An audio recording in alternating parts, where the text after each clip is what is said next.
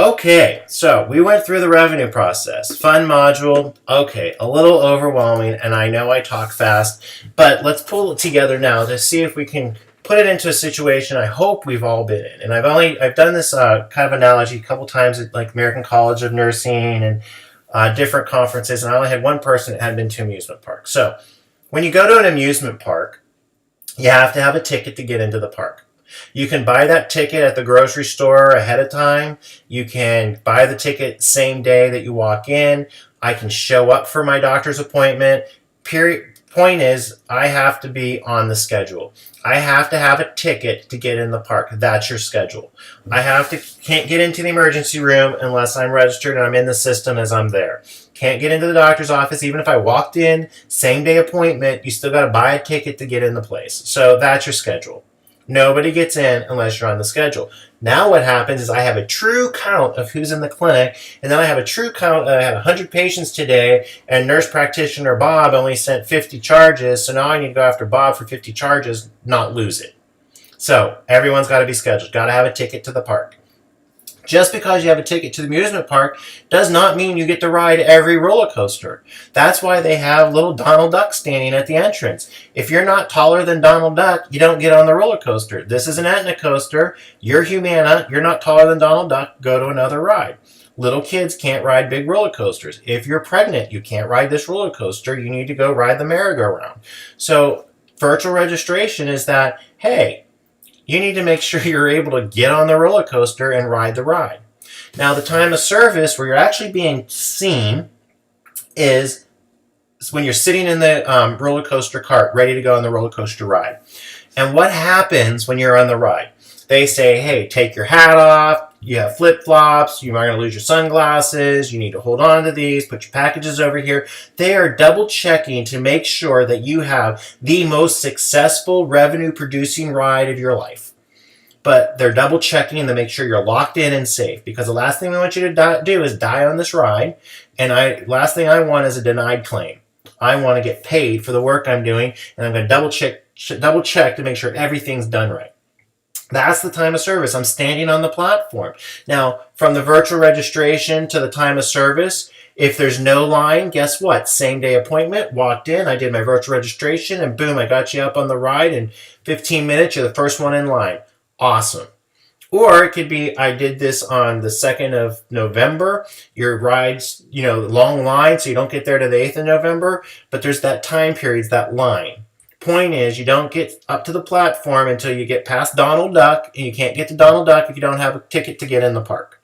When I'm on the ride, I'm locked in, you're locked and loaded. You go up the first hill, the first ride of the hill roller coaster. That's your charge posting. All my charges are going out the door.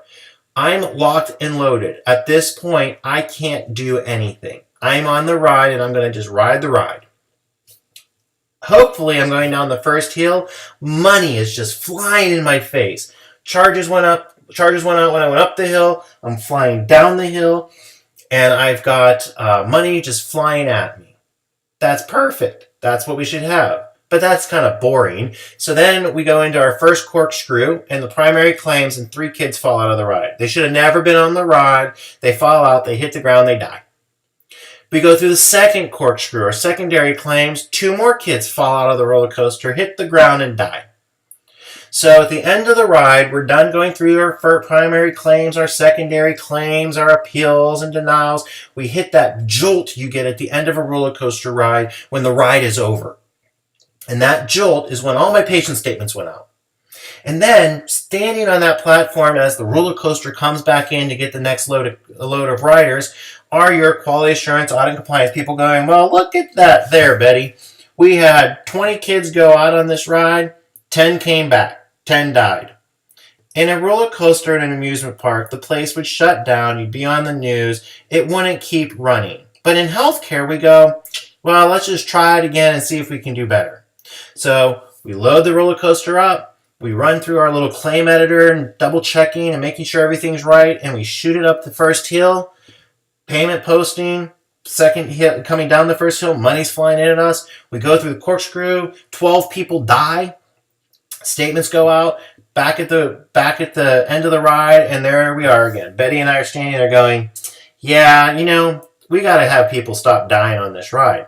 So instead of what we need to do is let's put a couple nets under that corkscrew, because that way they'll bounce.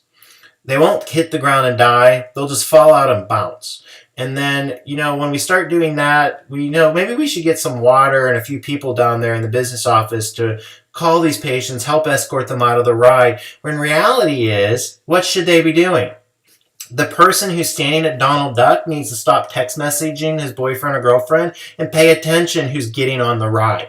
Because if I stopped the person at the Donald Duck, you're too small to ride this ride, nobody would die. As well, my time of service actions, when I'm up on the platform, if I'm using my claim scrubbers and I've got people paying attention, getting my assignment benefits, getting the forms that I need signed, making sure my charges are there, the ride should be just that. Up the first hill, down the first hill, run through the corkscrew, 20 claims go out, 20 claims came back, ultimately paid. That's a fun ride. Not loading up hey, I need 5 more people in our business office. We have more work than we can handle. Well, no, we're not buying nets to save people that keep falling off the corkscrew. We're going to fix the problem where it is, and it's at the front of the ride. So the point of that analogy is to kind of throw it together that you got to get a ticket to the park. You got to get past Donald Duck to get on the ride. You get double checked to make sure you're locked in and hat's not going to fall. You're not going to lose anything. So you have a safe charge posting, payment posting, third-party recovery, payment gets made, ride. If you don't, if you jump the fence, blow past the kid at the Donald Duck sign, and nobody on the platform's paying attention, you're going to have kids die on this ride. And that's exactly what happens in healthcare. And as people keep dying, we throw issues at the business office. We don't fix the problem at the front end.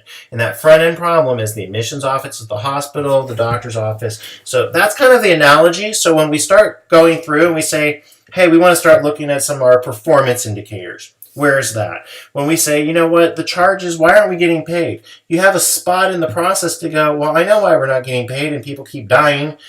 No one's a Donald Duck. So those are hopefully an analogy that will pull it together. I'll be interested in your comments on the discussion board about it, but hopefully that'll be a nice way to wrap up this module. So very much appreciate it. Thank you so much, and